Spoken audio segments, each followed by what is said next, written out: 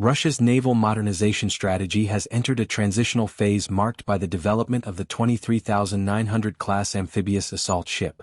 While previous efforts focused on rebuilding aircraft carriers and nuclear cruisers, recent developments indicate a decisive turn toward more versatile, regionally focused naval platforms. This evolution, centered around the 23,900, signals a rethinking of traditional maritime power projection and coincides with a revised naval doctrine aimed at near-coastal operations rather than open-ocean confrontations. The 23900 project, first approved over a decade ago in 2014, was officially launched in 2020.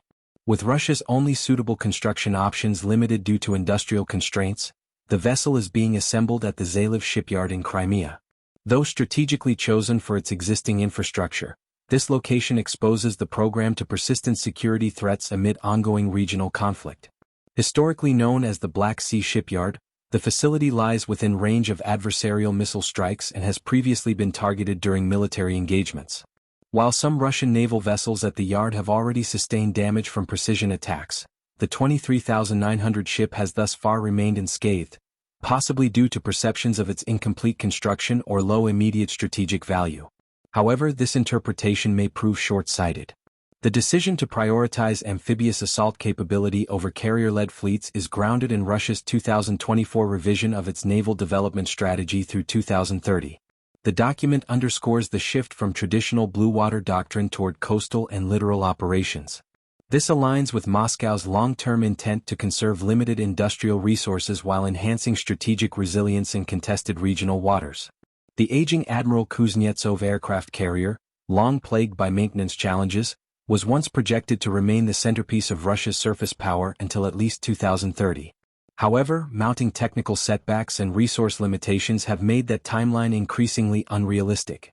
With refurbishment costs escalating and other shipyards stretched thin supporting nuclear submarine construction, Moscow is now poised to transfer primary surface combat responsibilities to the 23,900 series. But the transition is far from complete. After 5 years of construction, the first hull has only reached the hangar stage. Satellite imagery suggests a vessel approximately 220 meters in length and over 40 meters in width. Official sources claim a full load displacement of 44,000 tons, comparable to the America-class amphibious assault ship used by the United States, but these figures are subject to skepticism due to visible size differences. Independent assessments suggest that the actual displacement may lie closer to 30,000 tons. Operational plans for the 23,900 include deployment of up to 16 helicopters, primarily from the Ka series, including anti-submarine and early warning variants. Additionally, the ship can reportedly accommodate 6 landing craft, 75 armored vehicles, and as many as 900 Marines. These specifications suggest a vessel designed not merely for troop transport, but for full-spectrum littoral assault operations.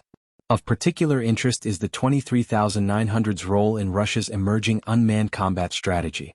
From the outset, the vessel was envisioned as a platform for drone integration, most notably the S-70 Okhotnik Hunter, heavy unmanned aerial vehicle, capable of conducting long-range strike missions. This drone-centric approach allows the Russian Navy to extend its reach without relying on legacy aircraft carrier models, potentially reducing vulnerabilities while preserving offensive capabilities. Strategically, this approach aligns with China's own maritime trajectory. As Russia and China increasingly synchronize military doctrines and technology sharing, the 23,900 class may serve as a model for hybrid power projection platforms optimized for asymmetric, multi-domain warfare. Beijing's emphasis on unmanned systems and regional dominance echoes many of the operational principles embedded in Russia's new doctrine. The potential for dual theater application, European and Indo-Pacific, cannot be dismissed. While the 23,900's full operational timeline remains uncertain, the vessel's existence already represents a material shift in how Russia defines naval power. It reflects both a response to internal resource constraints and a broader adaptation to the evolving character of modern warfare. Moreover, it presents a clear case of how states with limited access to global shipbuilding infrastructure are turning to alternative strategies to maintain strategic relevance.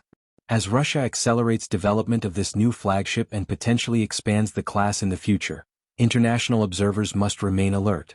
The 23900 may not rival Western carrier groups in raw power, but its potential for drone warfare, coastal invasion, and coordinated multinational operations makes it a serious concern for regional security, particularly when assessed in conjunction with China's growing influence.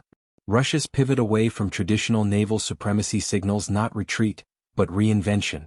And in a world of shifting alliances and asymmetric threats, this reinvention demands close, continued scrutiny.